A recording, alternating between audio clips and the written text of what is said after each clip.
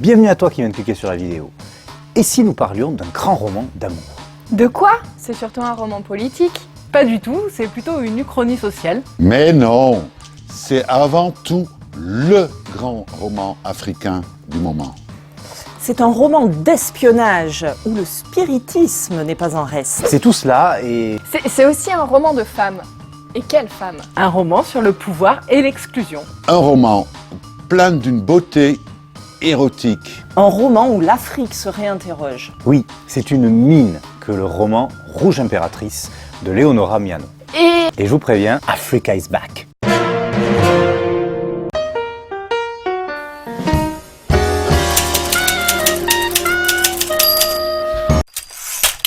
Premier argument, une science-fiction politique. C'est un futur très proche, mais où tout semble possible. Nous voilà transportés un siècle plus tard dans un continent africain tout juste unifié, le Kathiopia. Façon un peu village-monde avec une folle envie de retour aux sources. Il y a eu tout un tas de Chimurenga. Des guerres de reconquête des terres par une alliance un peu révolutionnaire. Et après quelque temps, le Kathiopia unifié voit le jour avec à sa tête un chef charismatique, Ilunga. Un continent qui se referme pour éviter de se diluer. Un mélange de traditions, avec des habits non pas futuristes, mais héritiers d'un passé foisonnant. Et une population zébrée des cicatrices d'une violence récente. Mais rien ne va pour le mieux dans ce petit bout d'utopie. Le ver est dans le fruit.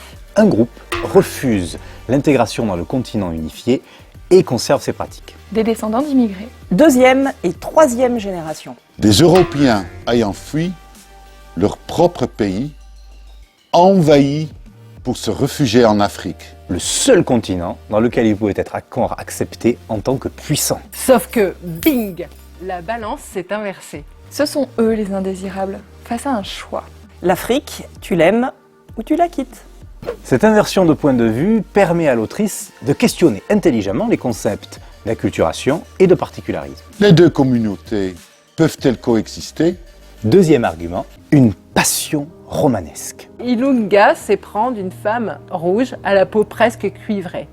Boya. Ces deux êtres séparés par l'histoire et la culture sont faits pour se rencontrer. Mais Boya veut défendre la minorité rejetée. Aïe!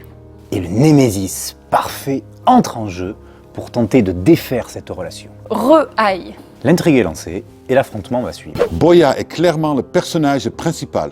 Une femme forte, enrichie de ses traditions. Défenseur de la maison des femmes et des initiations secrètes. Tout en se tournant vers l'avenir de Kathiopia. Ces interrogations rythment le texte et nous montrent le visage d'une femme, amante, africaine, libérée, intellectuelle, politique. Un grand personnage de roman qui interroge. Troisième argument, un texte original. Un attachement au corps, à tous les corps. Et une belle façon d'en suivre les circonvolutions. L'amour et ses révolutions sont au cœur du roman. Tout n'est que questionnement sur l'incommensurable besoin de lien entre les humains. Il touche pile où il faut. Un texte lent, mais sans paraître lourd. Leonora Miano fait aussi le choix de réduire les dialogues. En fait, il n'y en a pas. De rares incises pour donner plus de poids aux mots prononcés. Comme si l'économie de parole était un moyen d'en dire beaucoup plus. Et rendre son texte plein de sensations, d'émotions et de ressentis. Elle laisse le temps à son récit d'évoluer, de se charger de couleurs, de fragrances. Et son pari est osé. 600 pages dans un continent de demain. 600 pages qui passent comme un étrange rêve. Vous ne lâcherez pas. Et vous en demanderez un peu plus. Si tu as aimé cette vidéo, Tu t'abonnes?